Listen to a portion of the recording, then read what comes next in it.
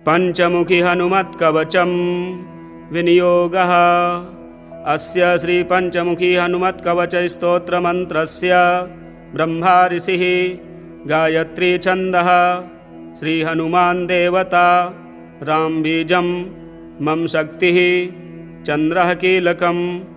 ओम रौं कवचाय हुं, हौं अस्त्राय फट्, ओम हरिमर्कटमर्कटाय स्वाहा।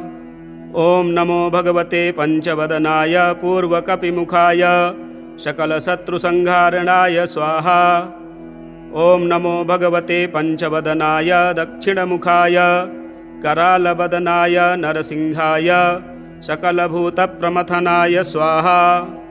ओम नमो भगवते पंचवदनाय पश्चिममुखाय गरुडाननाय सकलविषहराय स्वाहा। ओम नमो भगवते पंचवदनाय उत्तरमुखाय आदिवराहाय सकलसम्पत्कराय स्वाहा। ओम नमो भगवते पंचवदनाय ऊर्ध्वमुखाय हयग्रीवाय सकलजनवशकराय स्वाहा। न्यासः। अस्य श्री पंचमुखी हनुमत्कवचस्तोत्रस्य श्रीरामचन्द्र ऋषिः अनुष्टुप् छन्दः। श्रीरामचन्द्रो देवता, सीता इति बीजं, हनुमानिति शक्तिः, हनुमत्प्रीत्यर्थे जपे विनियोगः। पुनर्हनुमानिति बीजं, ओम वायुपुत्राय इति शक्तिः, अंजनासुतायेति कीलकम्। श्रीरामचन्द्रवरप्रसादसिद्ध्यर्थे जपे विनियोगः। ओम अंजनासुताय अंगुष्ठाभ्यां नमः। ओम रुद्रमूर्तये तर्जनीभ्यां नमः। ओम वायुपुत्राय मध्यमाभ्यां नमः। ओम अग्निगर्भाय अनामिकाभ्यां नमः। ओम रामदूताय कनिष्ठिकाभ्यां नमः। ओम सीताशोकनिवारणाय करतलकरपृष्ठाभ्यां नमः। ओम अंजनासुताय हृदयाय नमः। ओम रुद्रमूर्तये शिरसे स्वाहा। ओम वायुपुत्राय शिखायै वषट्। ओम अग्निगर्भाय कवचाय हुं। ओम रामदूताय नेत्रत्रयाय वौषट्। ओम पंचमुखी हनुमते अस्त्राय फट्। ओम पंचमुखी हनुमते स्वाहा इति दिग्बन्धः। ध्यानम्। वन्दे वानरनारसिंहखगराट् क्रोडास्ववक्त्रान्वितं दिव्यालङ्करणं त्रिपञ्चनयनं देदीप्यमानं रुचा हस्ताब्जैरसिकेटपुस्तकसुधा कुम्भाकुशाद्रिं हलं खट्वाङ्गं फणिभूरुहं दशभुजं सर्वारिवीरापहम्।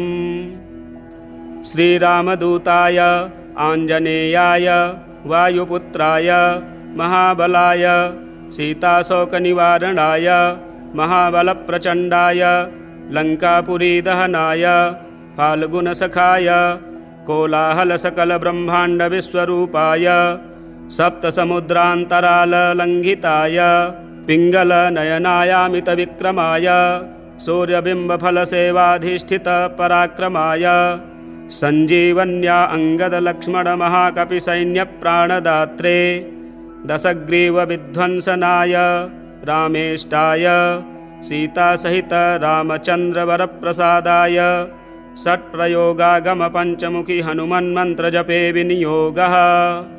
ओम हरिमर्कटमर्कटाय स्वाहा।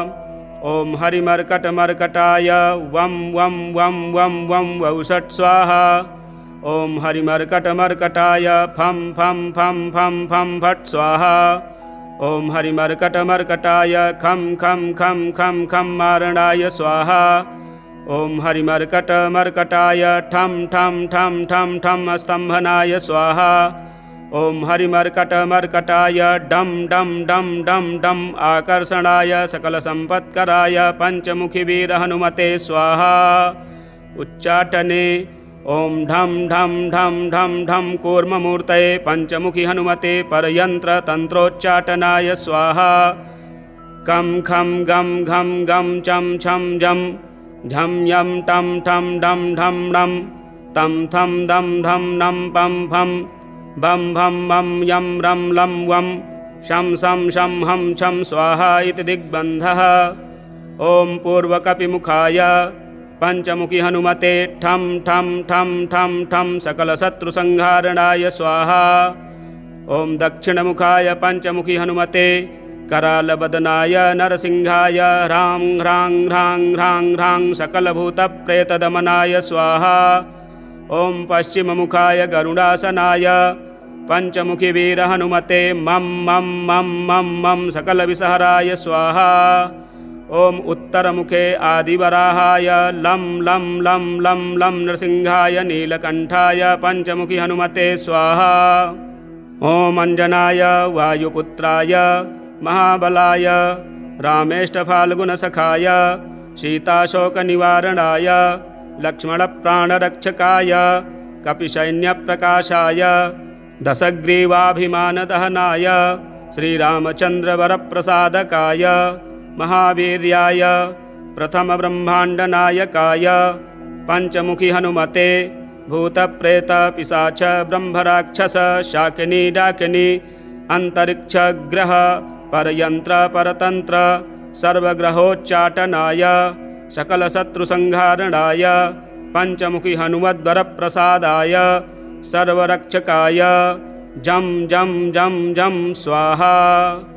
पठित्वेदं तु कवचं महान्तं कवचं पठेत् एकवारं पठेन्नित्यं सर्वशत्रुनिवारणं द्विवारं तु पठेन्नित्यं पुत्रपौत्रप्रवर्धनं त्रिवारं पठते नित्यं सर्वसम्पत्करं परं चतुर्वारं पठेन्नित्यं सर्वमर्त्यवसङ्करं पंचवारं पठेन्नित्यं सर्वरोगनिवारणं षड्वारं तु पठेन्नित्यं सर्वदेववशीकरं सप्तवारं पठेन्नित्यं सर्वकामार्थसिद्धिदम् अष्टवारं पठेन्नित्यं सर्वसौभाग्यदायकं नववारं पठेन्नित्यं सर्वैश्वर्यप्रदायकं दशवारं पठेन्नित्यं त्रैलोक्यज्ञानदर्शनम् एकादशं पठेन्नित्यं सर्वसिद्धिं लभेन्नरः कवचं स्मृतिमात्रेण महालक्ष्मीफलप्रदं तस्माच्च प्रयता भाव्यं कार्यं हनुमतः प्रियं।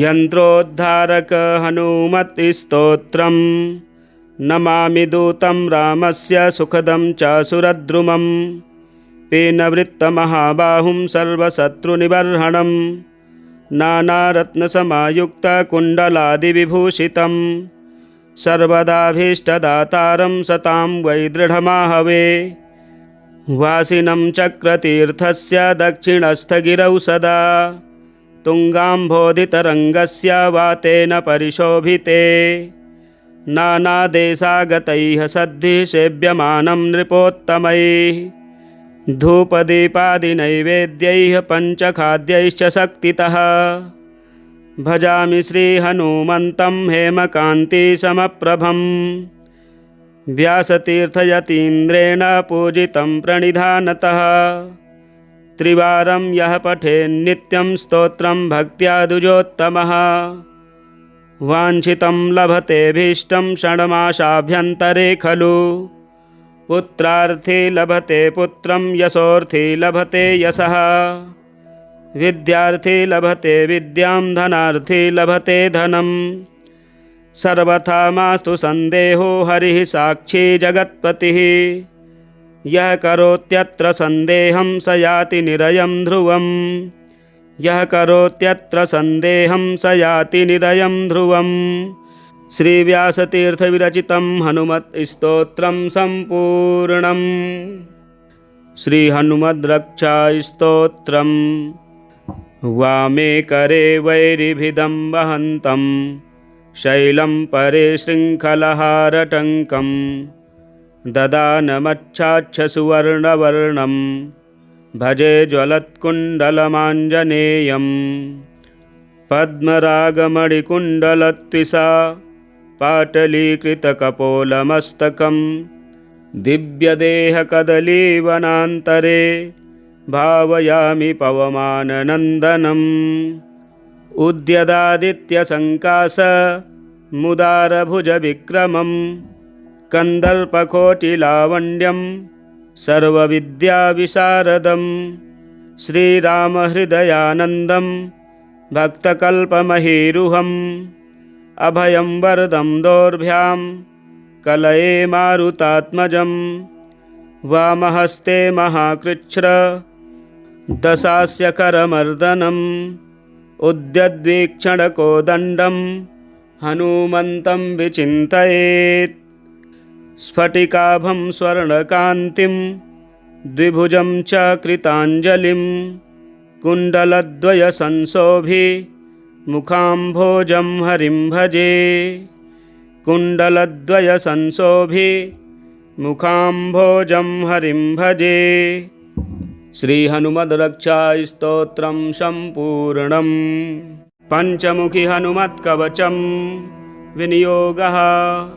अस्य श्रीपञ्चमुखी हनुमत्कवचस्तोत्रमन्त्रस्य ब्रह्मा ऋषिः, गायत्री छन्दः, श्रीहनुमान् देवता, रामबीजं, मम शक्तिः, चन्द्रः कीलकम्। ॐ रौं कवचाय हुं, हौं अस्त्राय फट्, ॐ हरिमर्कटमर्कटाय स्वाहा। ॐ नमो भगवते पञ्चवदनाय पूर्वकपिमुखाय सकलशत्रुसंहारणाय स्वाहा।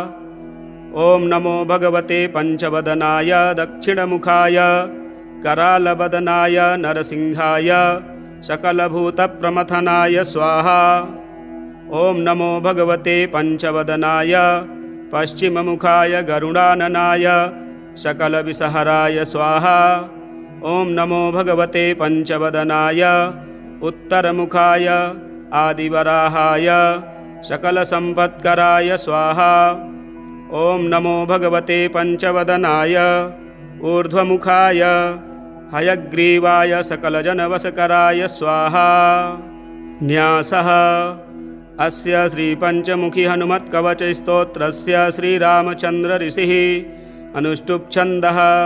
श्रीरामचन्द्रो देवता, सीता इति बीजं, हनुमानिति शक्तिः, हनुमत्प्रीत्यर्थे जपे विनियोगः। पुनर्हनुमानिति बीजं, ॐ वायुपुत्राय इति शक्तिः, अञ्जनासुतायेति कीलकम्। श्रीरामचन्द्रवरप्रसादसिद्ध्यर्थे जपे विनियोगः। ॐ अञ्जनासुताय अङ्गुष्ठाभ्यां नमः।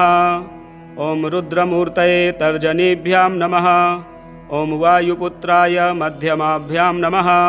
ॐ अग्निगर्भाय अनामिकाभ्यां नमः। ॐ रामदूताय कनिष्ठिकाभ्यां नमः। ॐ सीताशोकनिवारणाय करतलकरपृष्ठाभ्यां नमः। ॐ अञ्जनासुताय हृदयाय नमः। ॐ रुद्रमूर्तये शिरसे स्वाहा। ॐ वायुपुत्राय शिखायै वसट्। ॐ अग्निगर्भाय कवचाय हुं। ॐ रामदूताय नेत्रत्रयाय वौसट्। ॐ पञ्चमुखी हनुमते अस्त्राय फट्। ॐ पञ्चमुखी हनुमते स्वाहा इति दिग्बन्धः। ध्यानम्। वन्दे वानरनारसिंहखगराट् क्रोडास्ववक्त्रान्वितं दिव्यालङ्करणं त्रिपञ्चनयनं देदीप्यमानं रुचा हस्ताब्जैरसिकेटपुस्तकसुधा कुम्भाकुशाद्रिं हलं खट्वाङ्गं फणिभूरुहं दशभुजं सर्वारिवीरापहम्।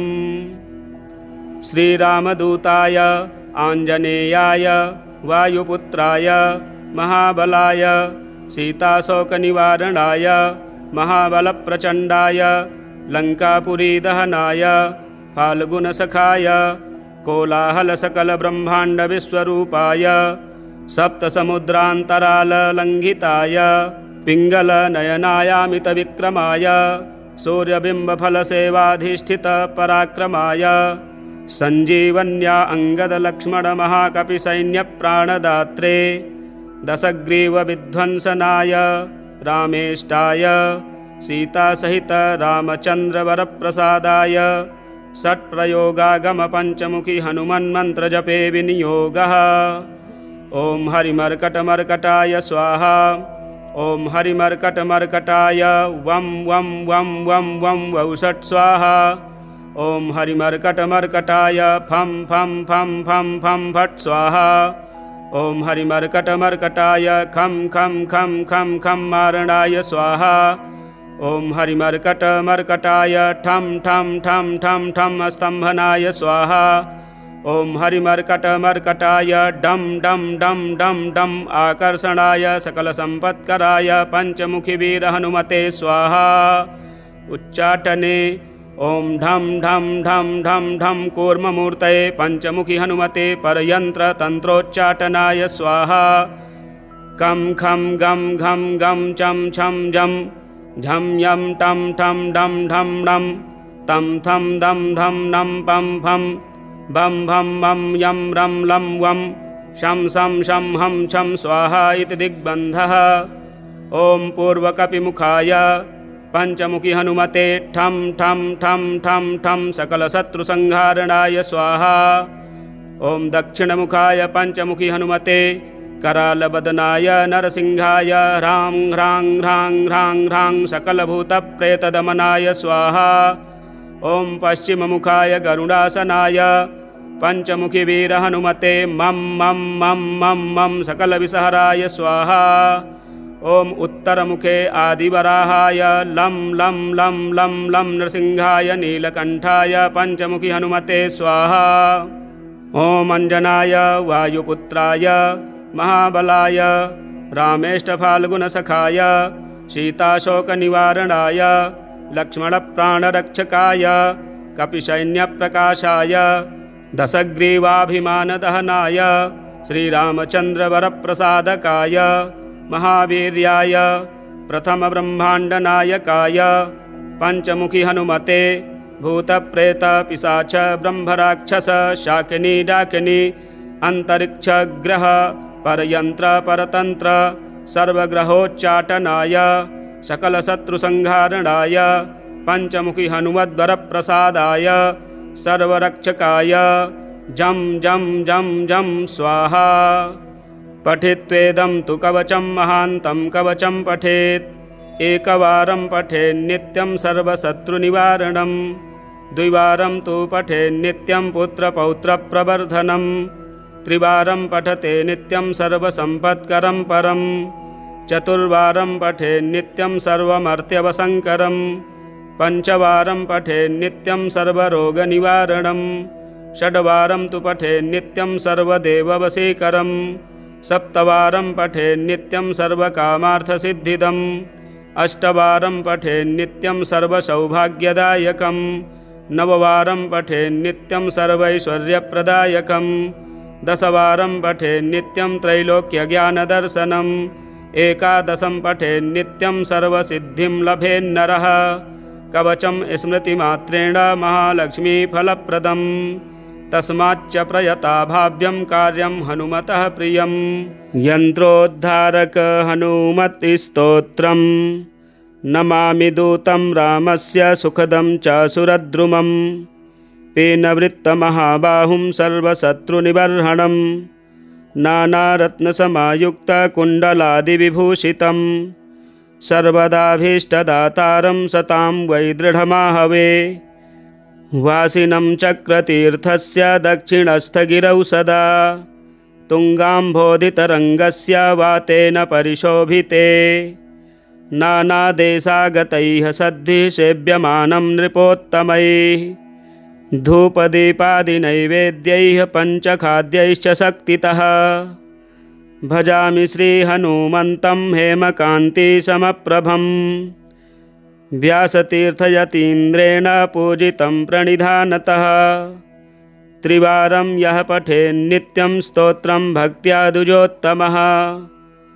वाञ्छितं लभतेऽभीष्टं षण्मासाभ्यन्तरे खलु पुत्रार्थी लभते पुत्रं यशोर्थी लभते यशः विद्यार्थी लभते विद्यां धनार्थी लभते धनम् सर्वथा मास्तु संदेहो हरिः साक्षी जगत्पतिः यः करोत्यत्र संदेहं स याति निरयं ध्रुवम् यः करोत्यत्र संदेहं स याति निरयं ध्रुवम्।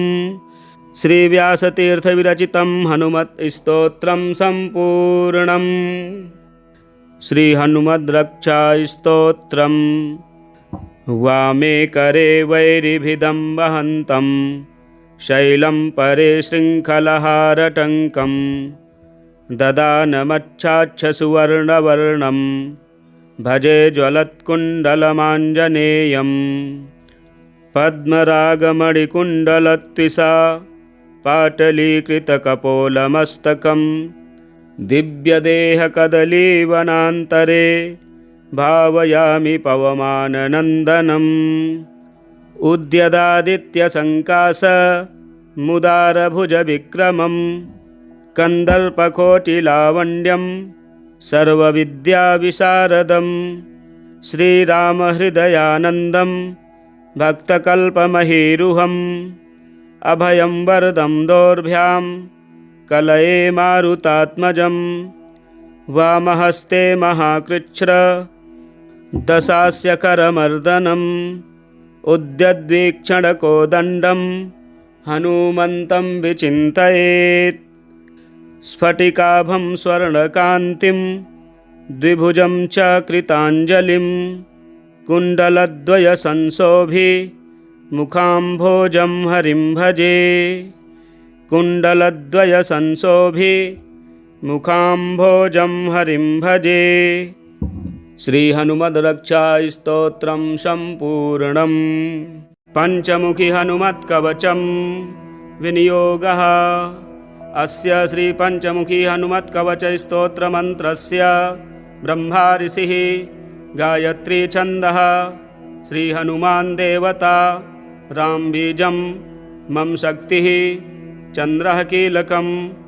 ॐ रौं कवचाय हुं, हौं अस्त्राय फट्, ॐ हरिमर्कटमर्कटाय स्वाहा। ॐ नमो भगवते पञ्चवदनाय पूर्वकपिमुखाय सकलशत्रुसंहारणाय स्वाहा। ॐ नमो भगवते पञ्चवदनाय दक्षिणमुखाय करालवदनाय नरसिंहाय सकलभूतप्रमथनाय स्वाहा। ॐ नमो भगवते पञ्चवदनाय पश्चिममुखाय गरुडाननाय सकलविषहराय स्वाहा। ॐ नमो भगवते पञ्चवदनाय उत्तरमुखाय आदिवराहाय सकलसम्पत्कराय स्वाहा। ॐ नमो भगवते पञ्चवदनाय ऊर्ध्वमुखाय हयग्रीवाय सकलजनवशकराय स्वाहा। न्यासः। अस्य श्रीपञ्चमुखी हनुमत्कवचस्तोत्रस्य श्रीरामचन्द्र ऋषिः अनुष्टुप् छन्दः। श्रीरामचन्द्रो देवता, सीता इति बीजं, हनुमानिति शक्तिः, हनुमत्प्रीत्यर्थे जपे विनियोगः। पुनर्हनुमानिति बीजं, ॐ वायुपुत्राय इति शक्तिः, अञ्जनासुतायेति कीलकं, श्रीरामचन्द्रवरप्रसादसिद्ध्यर्थे जपे विनियोगः। ॐ अञ्जनासुताय अङ्गुष्ठाभ्यां नमः। ॐ रुद्रमूर्तये तर्जनीभ्यां नमः। ॐ वायुपुत्राय मध्यमाभ्यां नमः। ॐ अग्निगर्भाय अनामिकाभ्यां नमः। ॐ रामदूताय कनिष्ठिकाभ्यां नमः। ॐ सीताशोकनिवारणाय करतलकरपृष्ठाभ्यां नमः। ॐ अञ्जनासुताय हृदयाय नमः। ॐ रुद्रमूर्तये शिरसे स्वाहा। ॐ वायुपुत्राय शिखायै वसट्। ॐ अग्निगर्भाय कवचाय हुं। ॐ रामदूताय नेत्रत्रयाय वौषट्। ॐ पञ्चमुखी हनुमते अस्त्राय फट्। ॐ पञ्चमुखी हनुमते स्वाहा इति दिग्बन्धः। ध्यानं। वन्दे वानरनारसिंहखगराट् क्रोडाश्ववक्त्रान्वितं दिव्यालङ्करणं त्रिपञ्चनयनं देदीप्यमानं रुचा हस्ताब्जैरसिकेटपुस्तकसुधा कुम्भाकुशाद्रिं हलं खट्वाङ्गं फणिभूरुहं दशभुजं सर्वारिवीरापहम्।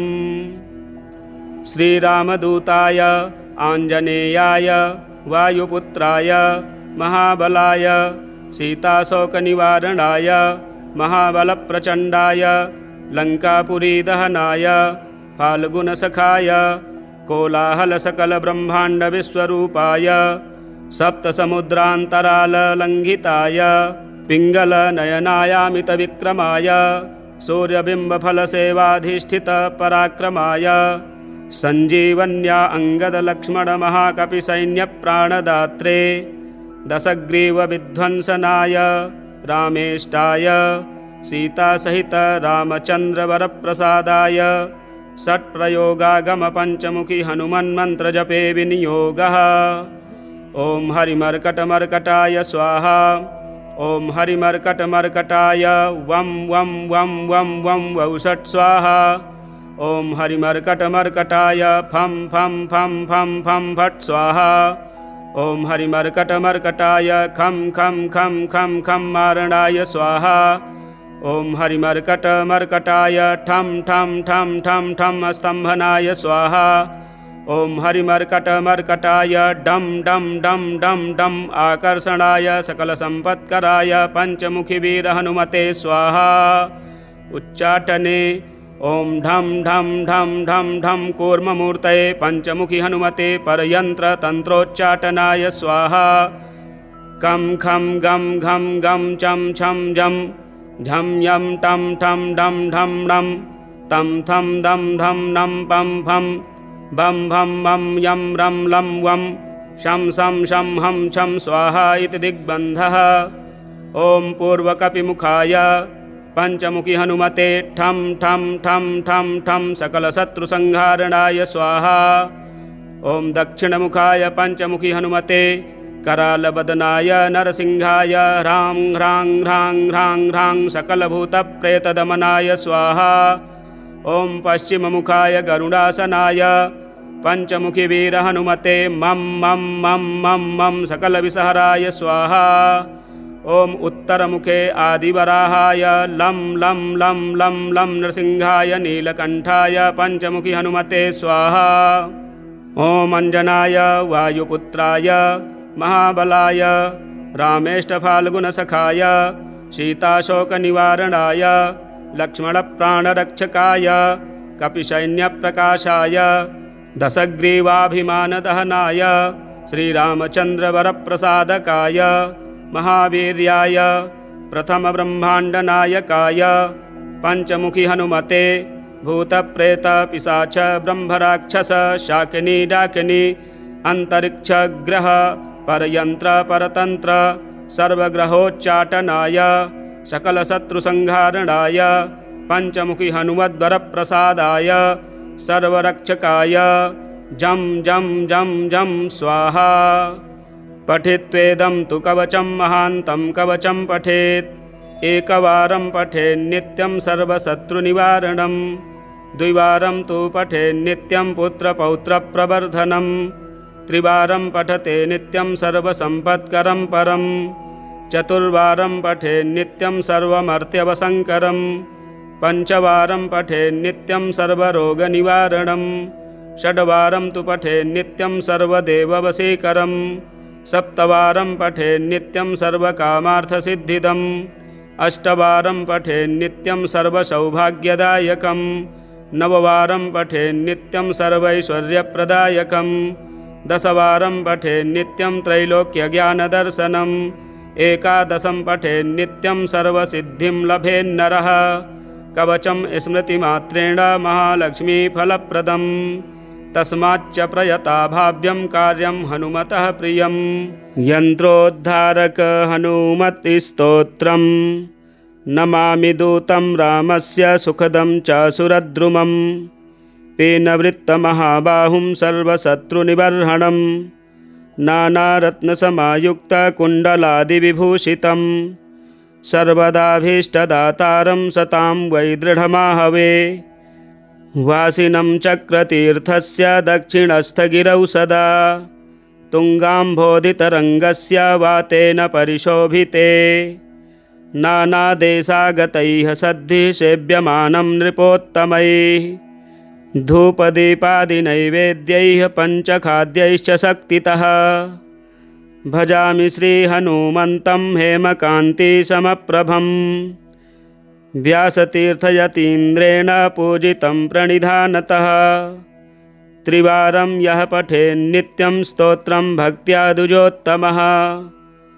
वाञ्छितं लभतेऽभीष्टं षण्मासाभ्यन्तरे खलु पुत्रार्थी लभते पुत्रं यशोर्थी लभते यशः विद्यार्थी लभते विद्यां धनार्थी लभते धनं सर्वथा मास्तु संदेहो हरिः साक्षी जगत्पतिः।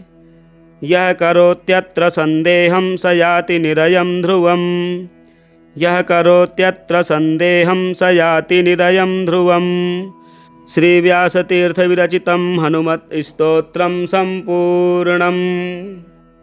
श्रीहनुमद्रक्षास्तोत्रम्। वामे करे वैरिभिदं वहन्तं शैलं परे शृङ्खलहारटङ्कं ददानमच्छाच्छसुवर्णवर्णं भजे ज्वलत्कुण्डलमाञ्जनेयं। पद्मरागमणिकुण्डलत्विषा पाटलीकृतकपोलमस्तकं दिव्यदेहकदलीवनान्तरे भावयामि पवमाननन्दनम्। उद्यदादित्यसङ्कासमुदारभुजविक्रमं कन्दर्पकोटिलावण्यं सर्वविद्याविशारदं श्रीरामहृदयानन्दं भक्तकल्पमहीरुहम्। अभयं वरदं दोर्भ्यां कलये मारुतात्मजं वामहस्ते महाकृच्छ्र दशास्य करमर्दनम्। उद्यद्वीक्षणकोदण्डं हनुमन्तं विचिन्तयेत् स्फटिकाभं स्वर्णकान्तिं द्विभुजं च कृताञ्जलिं कुण्डलद्वयसंशोभि मुखाम्भोजं हरिं भजे। कुण्डलद्वयसंशोभि मुखाम्भोजं हरिं भजे। श्रीहनुमद्रक्षास्तोत्रं सम्पूर्णम्।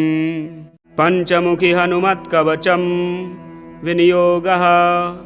अस्य श्रीपञ्चमुखी हनुमत्कवचस्तोत्रमन्त्रस्य ब्रह्मा ऋषिः, गायत्री छन्दः, श्रीहनुमान् देवता, रामबीजं, मम शक्तिः, चन्द्रः कीलकम्।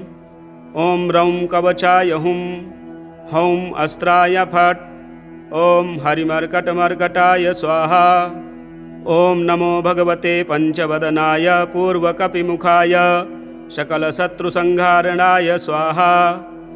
ॐ नमो भगवते पञ्चवदनाय दक्षिणमुखाय करालवदनाय नरसिंहाय सकलभूतप्रमथनाय स्वाहा।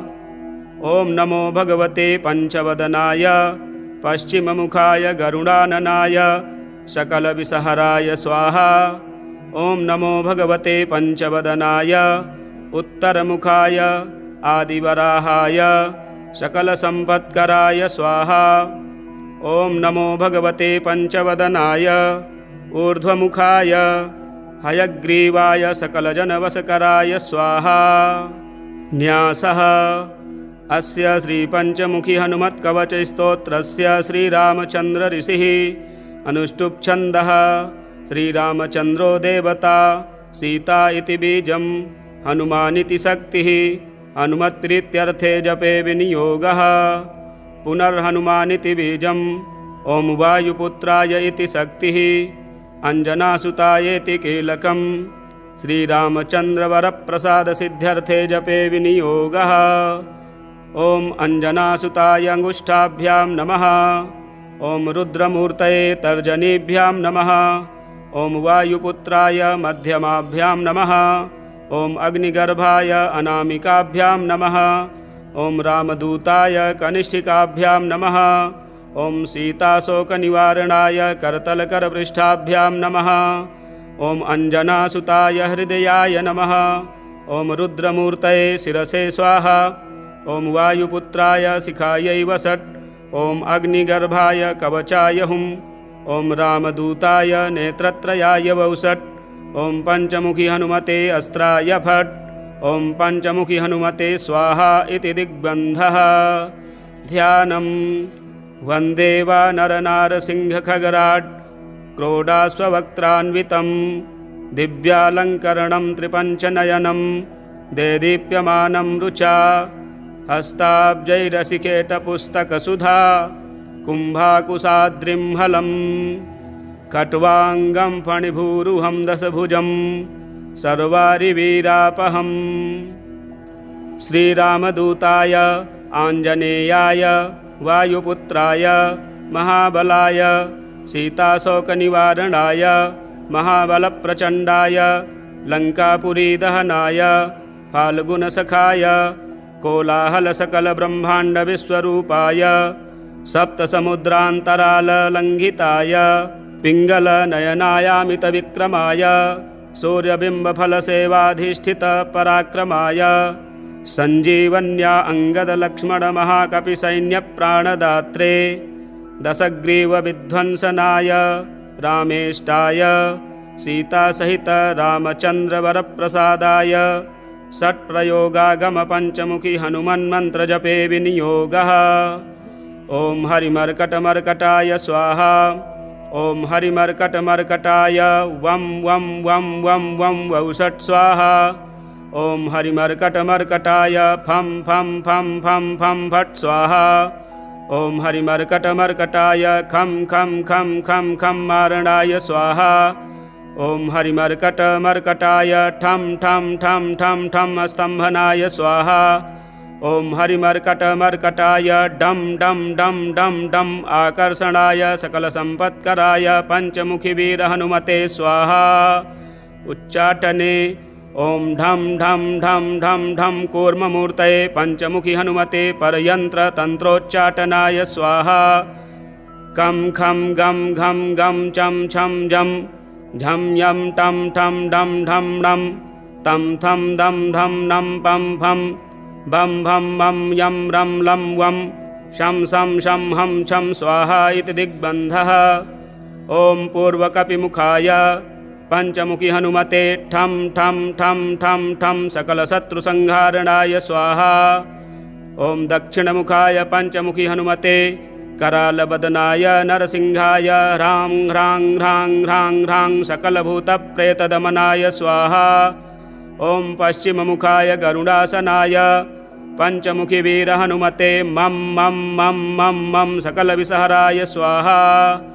ॐ उत्तरमुखे आदिवराहाय लं लं लं लं लं नृसिंहाय नीलकण्ठाय पञ्चमुखी हनुमते स्वाहा। ॐ अञ्जनाय वायुपुत्राय महाबलाय रामेष्टफाल्गुनसखाय सीताशोकनिवारणाय लक्ष्मणप्राणरक्षकाय कपिसैन्यप्रकाशाय दशग्रीवाभिमानदहनाय श्रीरामचन्द्रवरप्रसादकाय महावीर्याय प्रथमब्रह्माण्डनायकाय पञ्चमुखी हनुमते भूतप्रेतपिशाच ब्रह्मराक्षस शाकिनी डाकिनी अन्तरिक्षग्रह परयन्त्र परतन्त्र सर्वग्रहोच्चाटनाय सकलशत्रुसंहारणाय पञ्चमुखी हनुमद्वरप्रसादाय सर्वरक्षकाय जं जं जं जं स्वाहा। पठित्वेदं तु कवचं महान्तं कवचं पठेत् एकवारं पठेन्नित्यं सर्वशत्रुनिवारणं द्विवारं तु पठेन्नित्यं पुत्रपौत्रप्रवर्धनं त्रिवारं पठते नित्यं सर्वसम्पत्करं परं चतुर्वारं पठेन्नित्यं सर्वमर्त्यवसङ्करं पञ्चवारं पठेन्नित्यं सर्वरोगनिवारणं षड्वारं तु पठेन्नित्यं सर्वदेववशीकरं सप्तवारं पठेन्नित्यं सर्वकामार्थसिद्धिदम् अष्टवारं पठेन्नित्यं सर्वसौभाग्यदायकं नववारं पठेन्नित्यं सर्वैश्वर्यप्रदायकं दशवारं पठेन्नित्यं त्रैलोक्यज्ञानदर्शनम् एकादशं पठेन्नित्यं सर्वसिद्धिं लभेन्नरः कवचं स्मृतिमात्रेण महालक्ष्मीफलप्रदम् तस्माच्च प्रयता भाव्यं कार्यं हनुमतः प्रियं यन्त्रोद्धारक हनुमत्स्तोत्रम् नमामि दूतं रामस्य सुखदं च सुरद्रुमं पीनवृत्तमहाबाहुं सर्वशत्रुनिबर्हणं नानारत्नसमायुक्तकुण्डलादिविभूषितं सर्वदाभीष्टदातारं सतां वै दृढमाहवे वासिनं चक्रतीर्थस्य दक्षिणस्थगिरौ सदा तुङ्गाम्भोधितरङ्गस्य वातेन परिशोभिते नानादेशागतैः सद्भिः सेव्यमानं नृपोत्तमैः धूपदीपादिनैवेद्यैः पञ्चखाद्यैश्च शक्तितः भजामि श्रीहनुमन्तं हेमकान्तिसमप्रभं व्यासतीर्थयतीन्द्रेण पूजितं प्रणिधानतः त्रिवारं यः पठेन्नित्यं स्तोत्रं भक्त्या द्विजोत्तमः वाञ्छितं लभतेऽभीष्टं षण्मासाभ्यन्तरे खलु पुत्रार्थी लभते पुत्रं यशोर्थी लभते यशः विद्यार्थी लभते विद्यां धनार्थी लभते धनं सर्वथा मास्तु सन्देहो हरिः साक्षी जगत्पतिः यः करोत्यत्र सन्देहं स याति निरयं ध्रुवम् यः करोत्यत्र सन्देहं स याति निरयं ध्रुवम्। श्रीव्यासतीर्थविरचितं हनुमत्स्तोत्रं सम्पूर्णम्। श्रीहनुमद्रक्षास्तोत्रम्। वामे करे वैरिभिदं वहन्तं शैलं परे शृङ्खलहारटङ्कं ददानमच्छाच्छसुवर्णवर्णं भजे ज्वलत्कुण्डलमाञ्जनेयं पद्मरागमणिकुण्डलत्विषा पाटलीकृतकपोलमस्तकं दिव्यदेहकदलीवनान्तरे भावयामि पवमाननन्दनम् उद्यदादित्यसङ्कासमुदारभुजविक्रमं कन्दर्पकोटिलावण्यं सर्वविद्याविशारदं श्रीरामहृदयानन्दं भक्तकल्पमहीरुहम् अभयं वरदं दोर्भ्यां कलये मारुतात्मजं वामहस्ते महाकृच्छ्र दशास्य करमर्दनम् उद्यद्वीक्षणकोदण्डं हनुमन्तं विचिन्तयेत् स्फटिकाभं स्वर्णकान्तिं द्विभुजं च कृताञ्जलिं कुण्डलद्वयसंशोभि मुखाम्भोजं हरिं भजे कुण्डलद्वयसंशोभि मुखाम्भोजं हरिं भजे। श्रीहनुमद्रक्षास्तोत्रं सम्पूर्णम्। पञ्चमुखी हनुमत्कवचं विनियोगः। अस्य श्रीपञ्चमुखी हनुमत्कवचस्तोत्रमन्त्रस्य ब्रह्मा ऋषिः गायत्री छन्दः श्रीहनुमान् देवता रामबीजं मम शक्तिः चन्द्रः कीलकम् ॐ रौं कवचाय हुं हौं अस्त्राय फट् ॐ हरिमर्कटमर्कटाय स्वाहा ॐ नमो भगवते पञ्चवदनाय पूर्वकपिमुखाय सकलशत्रुसंहारणाय स्वाहा ॐ नमो भगवते पञ्चवदनाय दक्षिणमुखाय करालवदनाय नरसिंहाय सकलभूतप्रमथनाय स्वाहा ॐ नमो भगवते पञ्चवदनाय पश्चिममुखाय गरुडाननाय सकलविषहराय स्वाहा ॐ नमो भगवते पञ्चवदनाय उत्तरमुखाय आदिवराहाय सकलसम्पत्कराय स्वाहा ॐ नमो भगवते पञ्चवदनाय ऊर्ध्वमुखाय हयग्रीवाय सकलजनवशकराय स्वाहा। न्यासः। अस्य श्रीपञ्चमुखी हनुमत्कवचस्तोत्रस्य श्रीरामचन्द्र ऋषिः अनुष्टुप् छन्दः श्रीरामचन्द्रो देवता सीता इति बीजं हनुमानिति शक्तिः हनुमत्प्रीत्यर्थे जपे विनियोगः पुनर्हनुमानिति बीजम् ॐ वायुपुत्राय इति शक्तिः अंजनासुतायेति कीलकं श्रीरामचन्द्रवरप्रसादसिद्ध्यर्थे जपे विनियोगः ॐ अंजनासुताय अंगुष्ठाभ्यां नमः ॐ रुद्रमूर्तये तर्जनीभ्यां नमः ॐ वायुपुत्राय मध्यमाभ्यां नमः ॐ अग्निगर्भाय अनामिकाभ्यां नमः ॐ रामदूताय कनिष्ठिकाभ्यां नमः ॐ सीताशोकनिवारणाय करतलकरपृष्ठाभ्यां नमः ॐ अंजनासुताय हृदयाय नमः ॐ रुद्रमूर्तये शिरसे स्वाहा ॐ वायुपुत्राय शिखायै वसट् ॐ अग्निगर्भाय कवचाय हुं ॐ रामदूताय नेत्रत्रयाय वौषट्। ॐ पंचमुखी हनुमते अस्त्राय फट्। ॐ पंचमुखी हनुमते स्वाहा इति दिग्बन्धः। ध्यानं वन्दे वानरनारसिंहखगराट् क्रोडाश्ववक्त्रान्वितं दिव्यालङ्करणं त्रिपञ्चनयनं देदीप्यमानं रुचा हस्ताब्जैरसिकेटपुस्तकसुधा कुम्भाकुशाद्रिं हलं खट्वाङ्गं फणिभूरुहं दशभुजं सर्वारिवीरापहम्।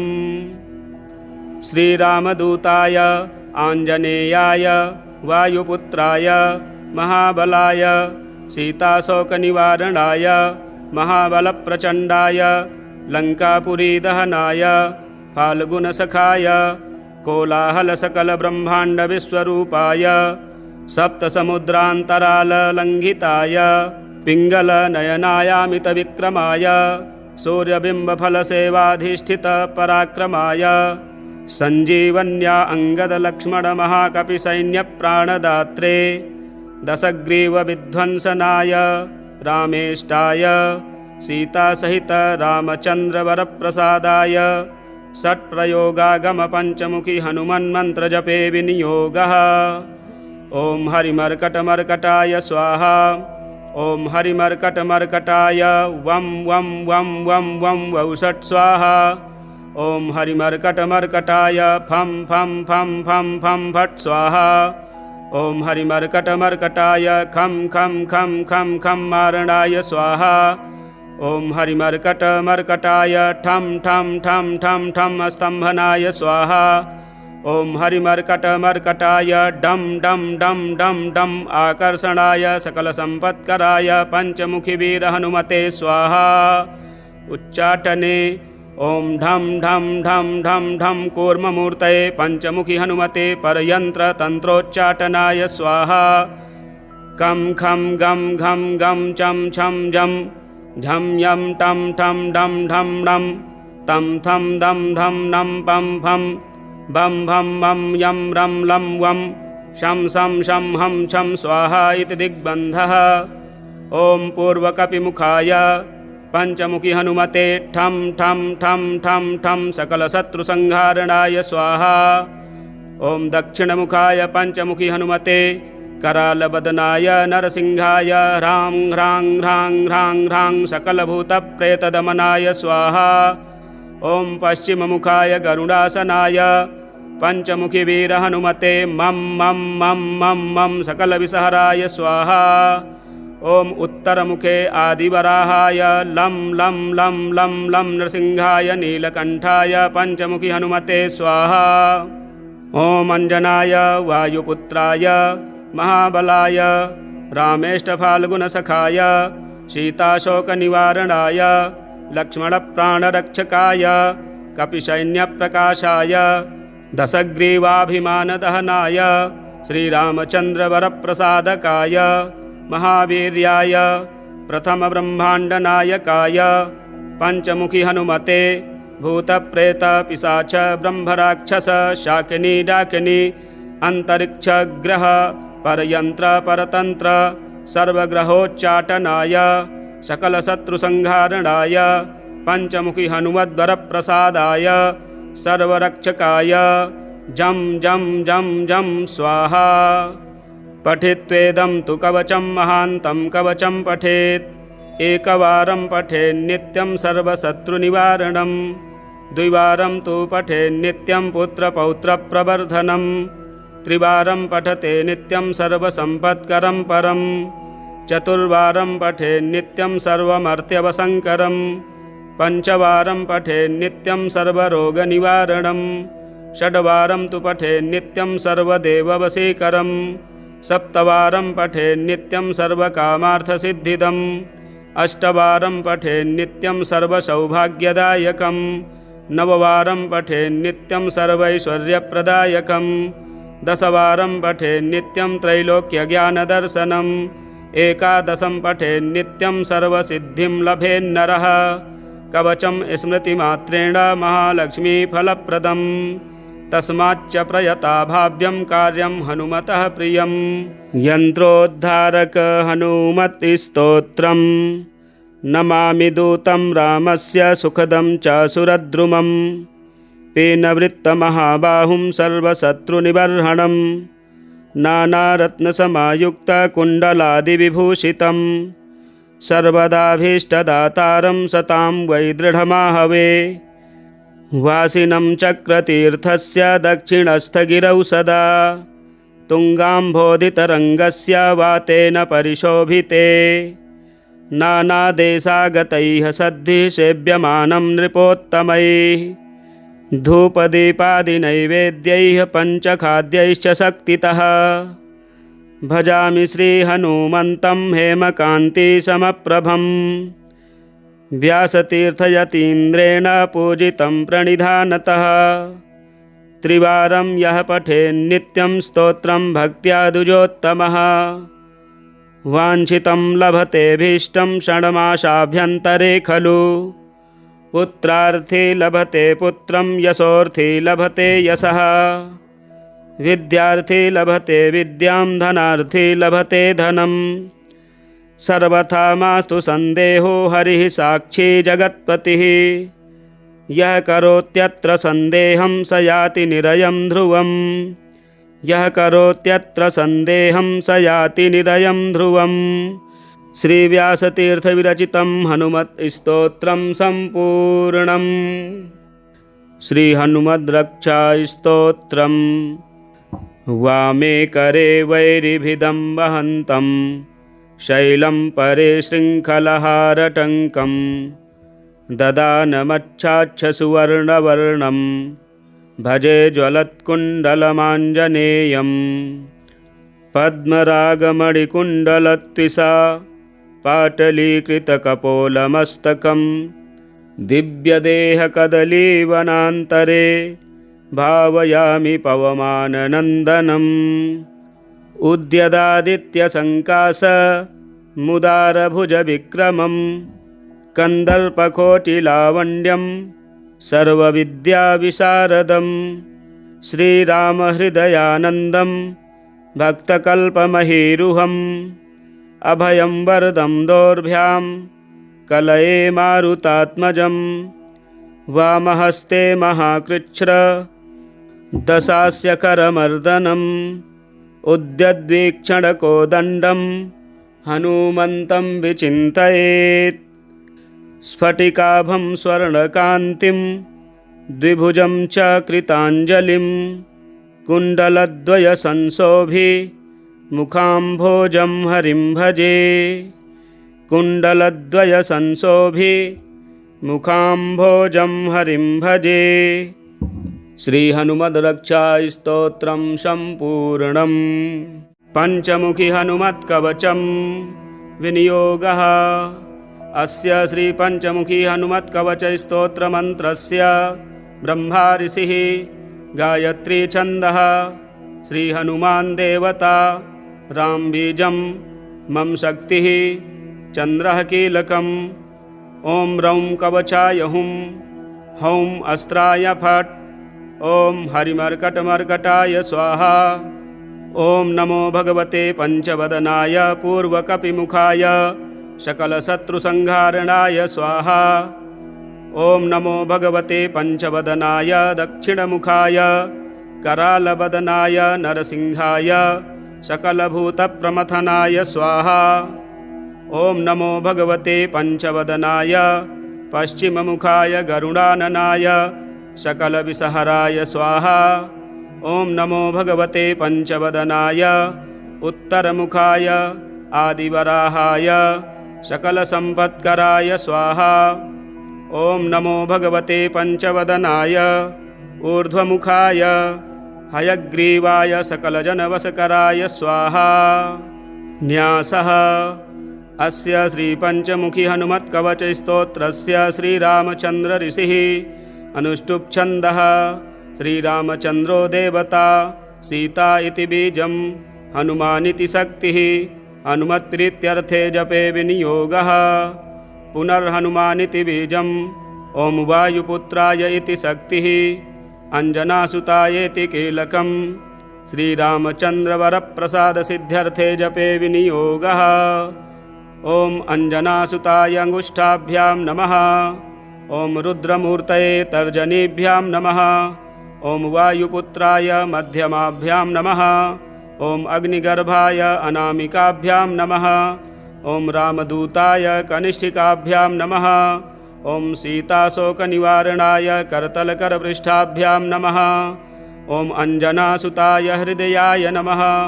ॐ रुद्रमूर्तये शिरसे स्वाहा। ॐ वायुपुत्राय शिखायै वसट्। ॐ अग्निगर्भाय कवचाय हुम्। ॐ रामदूताय नेत्रत्रयाय वौसट्। ॐ पंचमुखी हनुमते अस्त्राय फट्।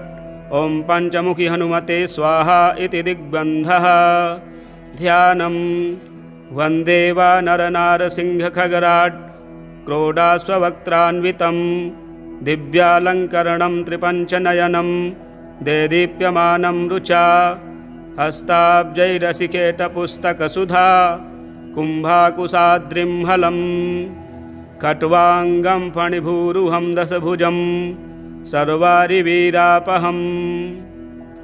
श्रीरामदूताय आञ्जनेयाय वायुपुत्राय महाबलाय सीताशोकनिवारणाय महाबलप्रचण्डाय लङ्कापुरीदहनाय फाल्गुनसखाय कोलाहलसकलब्रह्माण्डविश्वरूपाय सप्तसमुद्रान्तराललङ्घिताय पिङ्गलनयनायामितविक्रमाय सूर्यबिम्बफलसेवाधिष्ठितपराक्रमाय सञ्जीवन्या अङ्गदलक्ष्मणमहाकपिसैन्यप्राणदात्रे दशग्रीवविध्वंसनाय रामेष्टाय सीतासहित रामचन्द्रवरप्रसादाय षट्प्रयोगागमपञ्चमुखी हनुमन्मन्त्रजपे विनियोगः। ॐ हरिमर्कटमर्कटाय स्वाहा। ॐ हरिमर्कटमर्कटाय वं वं वं वं वं वौषट् स्वाहा। ॐ हरिमर्कटमर्कटाय फं फं फं फं फं फट् स्वाहा। ॐ हरिमर्कटमर्कटाय खं खं खं खं खं मारणाय स्वाहा। ॐ हरिमर्कटमर्कटाय ठं ठं ठं ठं ठं स्तम्भनाय स्वाहा। ॐ हरिमर्कटमर्कटाय डं डं डं डं डं आकर्षणाय सकलसम्पत्कराय पंचमुखीवीरहनुमते स्वाहा। उच्चाटने ॐ ढं ढं ढं ढं ढं कूर्ममूर्तये पंचमुखी हनुमते परयन्त्रतन्त्रोच्चाटनाय स्वाहा।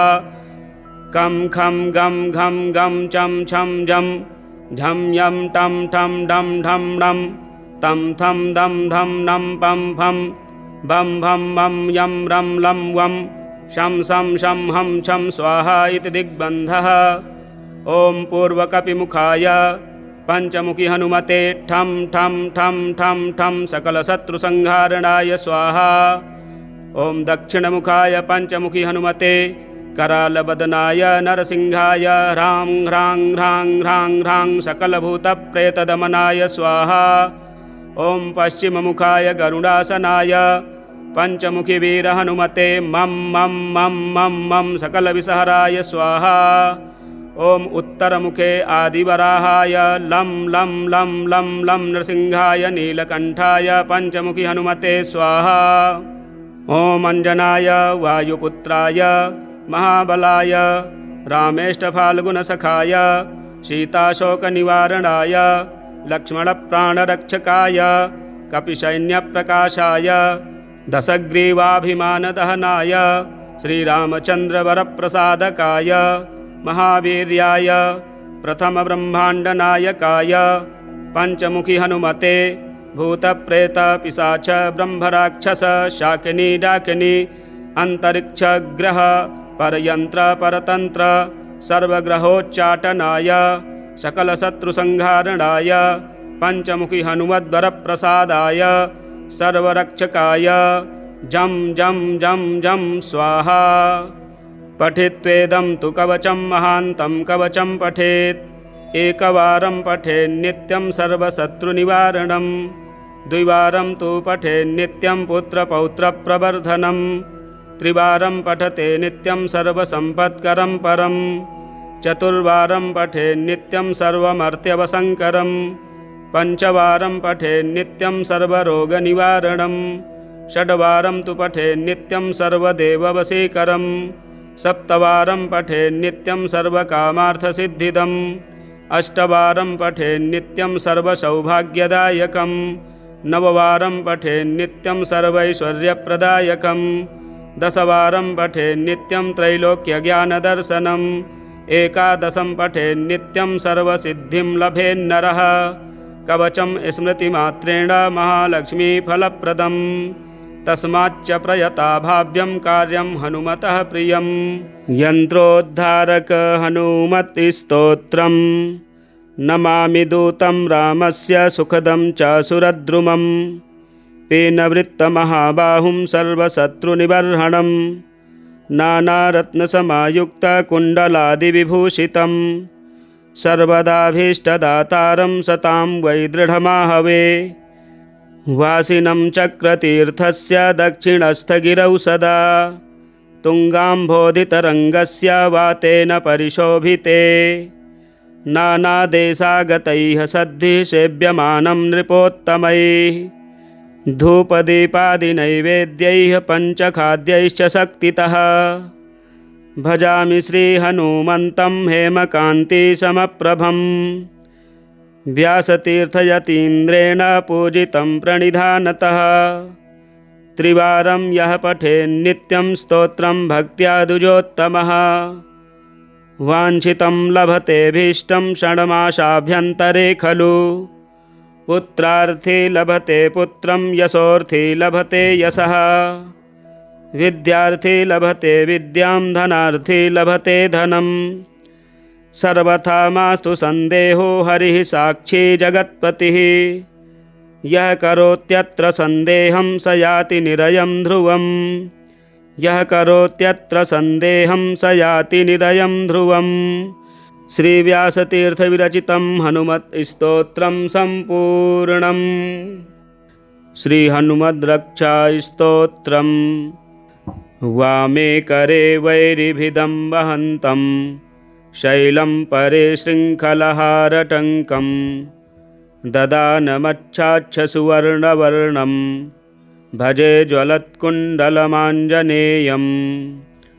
पद्मरागमणिकुण्डलत्विषा पाटलीकृतकपोलमस्तकं दिव्यदेहकदलीवनान्तरे भावयामि पवमाननन्दनम् उद्यदादित्यसङ्काश मुदारभुजविक्रमं कन्दर्पकोटिलावण्यं सर्वविद्याविशारदं श्रीरामहृदयानन्दं भक्तकल्पमहीरुहम् अभयं वरदं दोर्भ्यां कलये मारुतात्मजं वामहस्ते महाकृच्छ्र दशास्य करमर्दनम् उद्यद्वीक्षणकोदण्डं हनुमन्तं विचिन्तयेत् स्फटिकाभं स्वर्णकान्तिं द्विभुजं च कृताञ्जलिं कुण्डलद्वयसंशोभि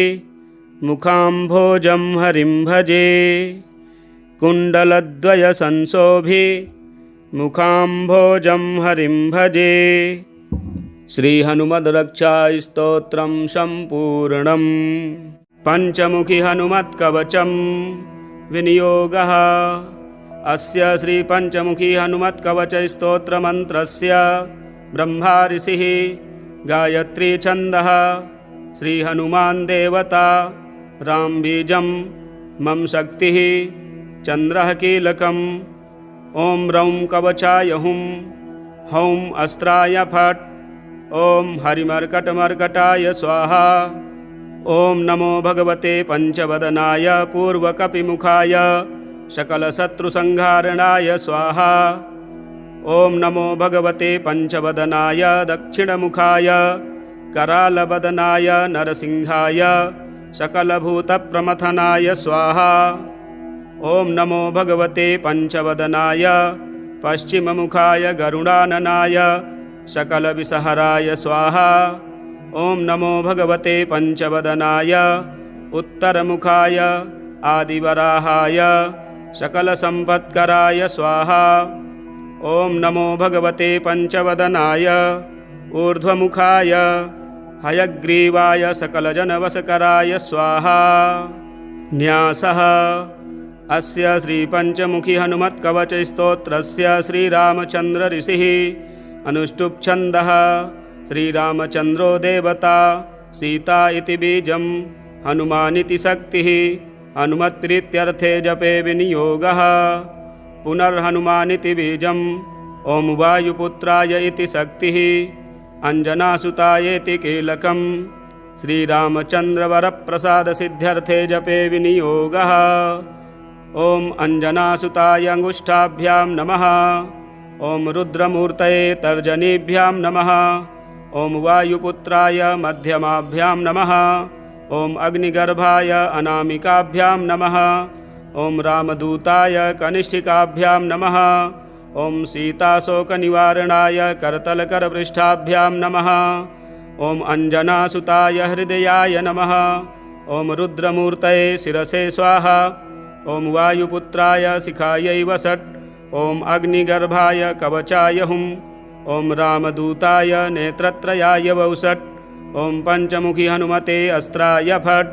ॐ पंचमुखी हनुमते स्वाहा इति दिग्बन्धः।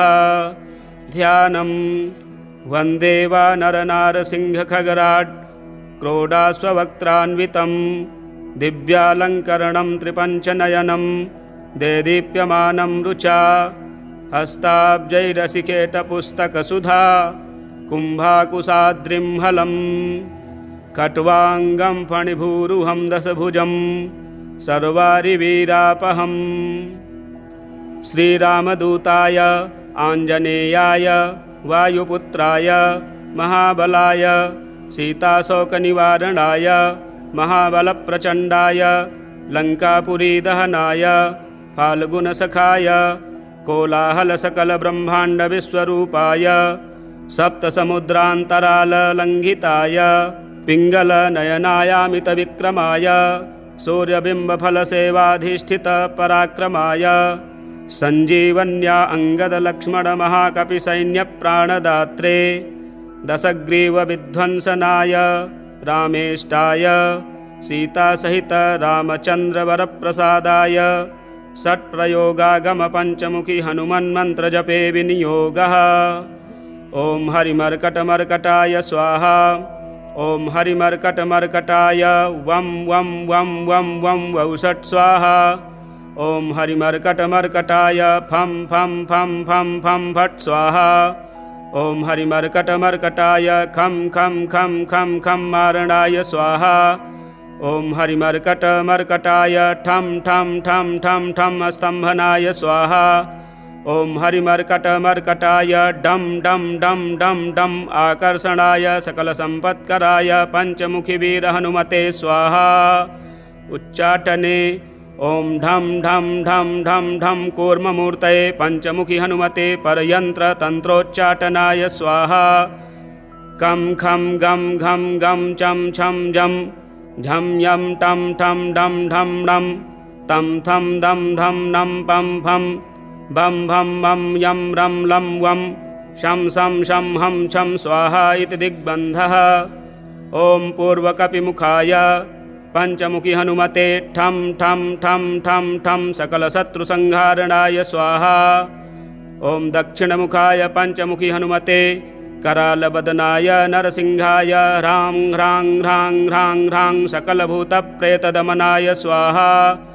ॐ पश्चिममुखाय गरुडासनाय पंचमुखी वीरहनुमते मं मं मं मं मं सकलविसहराय स्वाहा। ॐ उत्तरमुखे आदिवराहाय लं लं लं लं लं नृसिंहाय नीलकण्ठाय पंचमुखी हनुमते स्वाहा।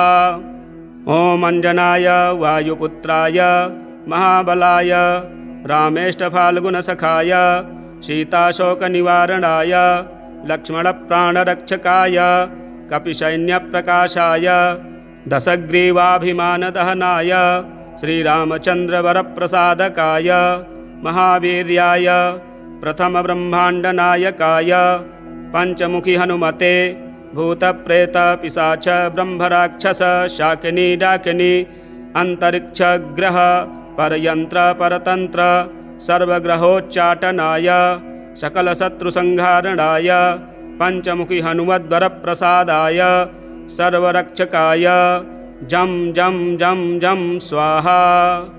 पठित्वेदं तु कवचं महान्तं कवचं पठेत् एकवारं पठेन्नित्यं सर्वशत्रुनिवारणं द्विवारं तु पठेन्नित्यं पुत्रपौत्रप्रवर्धनं त्रिवारं पठते नित्यं सर्वसम्पत्करं परं चतुर्वारं पठेन्नित्यं सर्वमर्त्यवसङ्करं पंचवारं पठेन्नित्यं सर्वरोगनिवारणं षड्वारं तु पठेन्नित्यं सर्वदेववशीकरं सप्तवारं पठेन्नित्यं सर्वकामार्थसिद्धिदम् अष्टवारं पठेन्नित्यं सर्वसौभाग्यदायकं नववारं पठेन्नित्यं सर्वैश्वर्यप्रदायकं दशवारं पठेन्नित्यं त्रैलोक्यज्ञानदर्शनम् एकादशं पठेन्नित्यं सर्वसिद्धिं लभेन्नरः कवचं स्मृतिमात्रेण महालक्ष्मीफलप्रदं तस्माच्च प्रयता भाव्यं कार्यं हनुमतः प्रियं।